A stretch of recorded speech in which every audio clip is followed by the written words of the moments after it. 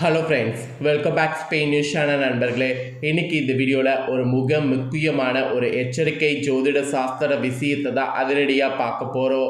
Actually இன்னைக்கு ஒரு பயங்கரமான நாள். இன்னைக்கு என்ன பயங்கரமான நாள் அப்படின்னு பார்த்தீங்கன்னா, இன்னைக்கு இந்த ஆண்டுடைய முதல் சூரிய கிரகணமானது நடைபெற்றுருக்கு. இந்த கிரகணம் நடைபெறக்கூடிய நேரத்தில் கிரகணமானது பயங்கரமாக இருக்கிறதுனால கிரகண தோஷமானது ஏற்படுது. ஸோ இந்த கிரகண தோஷத்திலிருந்து தப்பிப்பதற்கு கிரகணம் முடிஞ்சதுக்கு பின்னாடி சில பரிகாரங்களை நாம் செய்ய வேண்டும். ஸோ சாஸ்திரத்தில் சொல்லப்பட்ட அந்த பரிகாரங்கள் என்ன அப்படிங்கிறத தான் இந்த வீடியோவில் பார்க்க போகிறோம். ஸோ வீடியோ ரொம்பவே யூஸ்ஃபுல்லாக இருக்கும். அதனால் வீடியோ பார்க்குறவங்க வீடியோவை ஸ்கிப் பண்ணாமல் பாருங்கள். ஆக்சுவலி இன்றைக்கி நடைபெறக்கூடிய இந்த சூரிய கிரகணம் இந்த ஆண்டுடைய முதல் சூரிய கிரகணம். நடைபெறக்கூடிய சூரிய கிரகணம் வளைய சூரிய கிரகணம்.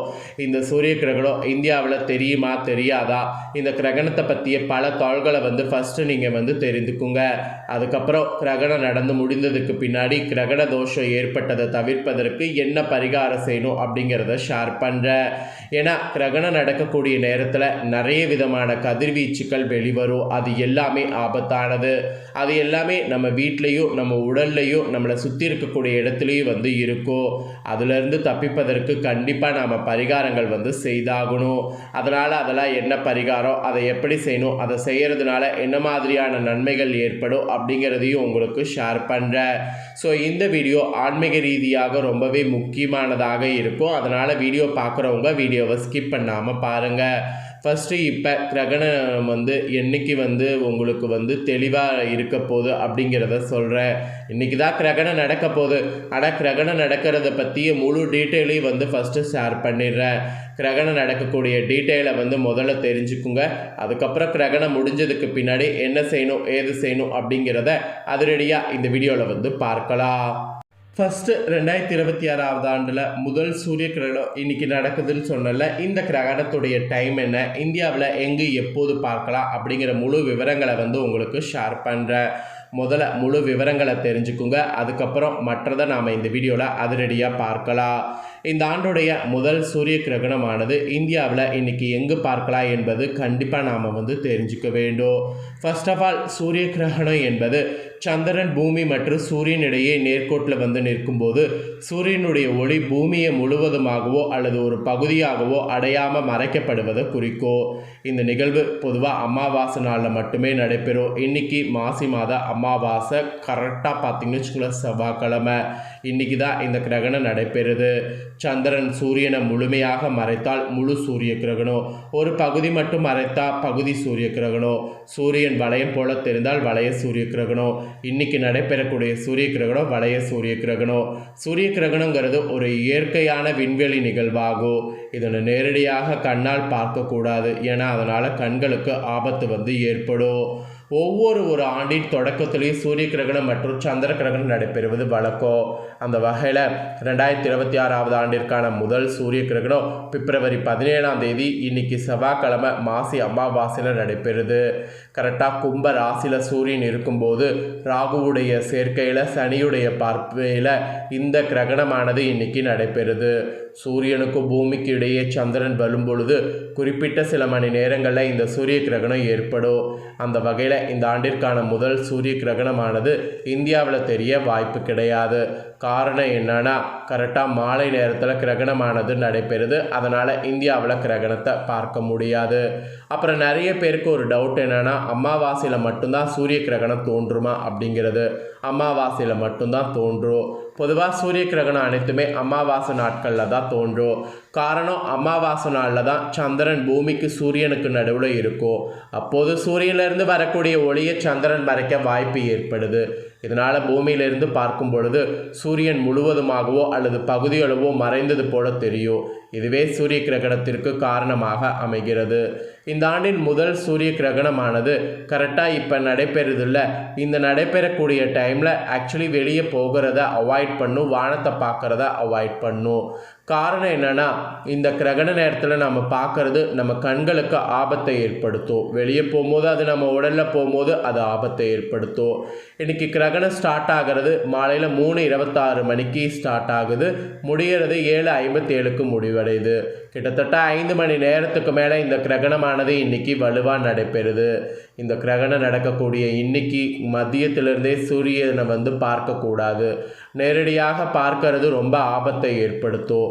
மீறி பார்த்திங்கன்னா அதனால் உடல் ரீதியாக உங்களுக்கு தான் ஆபத்து ஏற்படுத்தும். அதனால் இன்னைக்கு கிரகணத்தை பார்க்கக்கூடாது. தேவையில்லாமல் வெளியே செல்வதையும் தவிர்க்கணும். இதெல்லாம் இன்னைக்கு பண்ணுறது உங்களுக்கு ஒரு எச்சரிக்கை என்பது குறிப்பிடப்படுது. ஸோ கிரகணம் நடக்கிறத பற்றி இவ்வளோ நேரம் உங்களுக்கு சொன்னல. இப்போ கிரகணம் நடைபெறக்கூடிய நேரத்தில் முடிந்ததுக்கு பின்னாடி கிரகணத்தின் போது கண்டிப்பாக நமக்கு கிரகண தோஷமானது ஏற்பட்டிருக்கும். அந்த கிரகண தோஷம் ஏற்படுவதிலிருந்து தப்பிப்பதற்கு கிரகணம் முடிந்ததும் நம்ம எப்படி சுத்தம் செய்து கொள்ளணும் அப்படிங்கிறத தான் இந்த வீடியோவில் சொல்ல போகிறேன். ஸோ கிரகணம் முடிந்ததும் எப்படி சுத்தம் செய்யணும் அப்படிங்கிறத வாங்க பார்க்கலாம். இந்த ஆண்டின் முதல் சூரிய கிரகணமானது பிப்ரவரி 17ஆம் தேதி இன்னைக்கு மாலையில் ஏற்படுகிறது. ஸோ இந்திய நேரப்படி இந்த நேரத்தில் கிரகணம் நடைபெறும் போது உச்சத்தில் இருக்கக்கூடிய நேரமாக சொல்லப்படுது. சூரிய கிரகண காலம் என்பது நல்ல விஷயங்கள் செய்வதற்கு தகுதியற்ற காலமாக சாஸ்திரங்களில் கூறப்படுது. எனினும் சூரிய கிரகண வேளையில் மந்திர உபவேசனை செய்வதாலோ தியானத்தில் ஈடுபடுவதாலோ நம்ம என்ன விரும்புகிறோமோ அது நமக்கு கிடைக்கும் என்பது ஆண்டவர்களுடைய வாக்காக இருக்கு. ஸோ பூமிக்கும் சூரியனுக்கும் இடையில் சந்திரன் வரும்பொழுது ஏற்படுவதே சூரிய கிரகணம். பொதுவாக சூரிய கிரகணத்தின் பொழுது பூமியில் ஏற்படக்கூடிய நிழல் எதிர்மறையான ஆற்றல்களை கொண்டதாக கருதப்படுது. ஸோ இப்போ இன்னைக்கு எதிர்மறையான ஆற்றல்கள் வலுவாக உருவாகுது. ஸோ இந்த கிரகணம் தோன்றிய கதையை நிறைய பேருக்கு தெரியாமல் இருக்குது. அதனால் அதை சொல்கிறேன். ஸோ புராணங்கள் படி தேவர்களும் அசுரர்களும் பார்க்கடலை கடந்த போது கிடைப்பவற்றை சரிபாதியாக பகிர்ந்து கொள்வது என ஒப்புக்கொண்டனர். எனினும் கிடைக்கக்கூடிய அமிர்தத்தை அசுரர்கள் சரிபாதியாக பெற்றால் அவர்கள் தேவர்களுக்கு இணையாக பலம் பெற்று மரணமில்லா வாழ்க்கையை பெற்று விடுவார்கள். அப்படி நடக்கக்கூடாது என்பதற்காக பெருமாள் மோகினி அவதாரம் எடுத்து அசுரர்களை மயக்கி அமிர்தத்தை தேவர்களிடம் கொண்டு சேர்க்கிறார். தங்கள் ஏமாற்றப்பட்டதை எண்ணி அசுரர்கள் ஒரு புறம் வருத்தத்தில் இருக்க, பாம்பு வடிவம் கொண்ட சுவர்ணபானு என்ற அசுரன் மட்டும் தேவர் போன்று தோற்றம் கொண்டு தேவர்கள் கூட்டத்தில் அமர்ந்து அமுதத்தை பருகி விடுகிறான். இதனை தெரிந்து கொண்ட சூரியனும் சந்திரனும் திருமாலிடம் அது பற்றி கூறி கோபம் கொண்ட மகாவிஷ்ணு தனது சக்கராயுதத்தால் சொர்ணபானுவை 2 துண்டுகளாக வெட்டி விடுகிறார். இருந்தாலும் அமிர்தம் உண்டதால் அந்த அசுரன் இறக்காம தலைப்பாதி ராகு எனவும் உடல் பாதி கேது எனவும் கிரகமாக மாறுகிறது. தன்னை திருமாலிடம் காட்டி கொண்டுள்ளதால் சூரியன் மற்றும் சந்திரன் ஆகியோர்களை பழிவாங்க பாம்பின் வடிவம் கொண்ட ராகு கேது கிரகங்கள் நடக்கிற மாதிரி ஒரு இதை ஏற்படுத்தி அந்த நேரத்தில் அவங்கள விழுங்குவது போல ஏற்படுது. அதுவே சூரிய கிரகணம் சந்திர கிரகணம் என கருதப்படுது. இது இந்து மத புராணங்களில் சொல்லப்படக்கூடிய ஒரு விஷயம். ஸோ கிரகணம் நடக்கிறது இதுதான். இப்போ இந்த கிரகண நேரத்தில் செய்யக்கூடாத அந்த விஷயங்கள் இருக்குது. சூரிய கிரகணம் துவங்கி அது முடிய வரை எந்த வகை உணவுப் பொருட்களை உண்பதோ அல்லது பானங்களை அருந்தவோ கூடாது. சூரிய கிரகணம் தொடங்குவதற்கு முன்பாக பருகுவதற்கு வைத்திருக்கக்கூடிய தண்ணீரில் ஒரு தர்பைப்புல் அல்லது சில துளசி இலைகளை போட்டு வைக்க வேண்டும். கிரகணம் முடிந்த பிறகு இந்த நீரை பருகினால் இந்த சூரிய கிரகணத்தால் ஏற்பட்ட எதிர்மறை ஆற்றல்களுடைய தாக்கம் ஏற்படாமல் தடுக்கும். சூரிய கிரகண காலம் என்பது நல்ல விஷயங்கள் செய்வதற்கு தகுதியற்ற காலமாக சாஸ்திரங்களில் கூறப்படுது. எனினும் சூரிய கிரகண வேளையில் மந்திர உபவேசங்களை செய்வது, தியானத்தில் ஈடுபடுவது இதெல்லாம் நமக்கு நன்மை தரும். ஸோ அதெல்லாம் ஃபாலோ பண்ணுங்கள். இப்போ கிரகணம் நடந்ததுக்கு பின்னாடி, அதாவது இன்றைக்கி கிரகணம் நடந்ததுக்கு பின்னாடி என்ன செய்யணுங்கிறத சொல்கிறேன். சூரிய கிரகணம் முடிந்ததும் தண்ணீர் இருக்குல்ல, அதோட சிறிதளவு கல்லுப்பு சிறிதளவு மஞ்சள் சேர்த்து நன்கு கலந்து அந்த தண்ணீரை கொண்டு வீட்டை கழுவி சுத்தம் செய்ய வேண்டும். ஏற்கனவே குளித்து முடித்திருந்தாலும் சூரிய கிரகணம் முடிந்த பின்பு மீண்டும் குளியலை மேற்கொண்டு முடித்திருந்த உடைகளை சுத்தம் செய்துவிட வேண்டும். கிரகணம் முடிந்த பிறகு வீட்டில் வளர்க்கின்ற பூக்கள் மற்றும் காய்கறி செடிகளுக்கு தண்ணீர் ஊற்றி அவற்றை தூய்மைப்படுத்த வேண்டும். பசு, நாய், பூனை மற்றும் பறவைகளுக்கு உண்ண உணவும் அருந்து தண்ணீரும் வைப்பது சூரிய கிரகணத்தின் பொழுது ஏற்பட்ட தோஷங்கள்லேருந்து தாக்கத்தை குறைக்க உதவும். ஸோ இது ஒரு சிறந்த பரிகாரமாக கூறப்படுது. அதனால் இதெல்லாம் செய்யுங்க.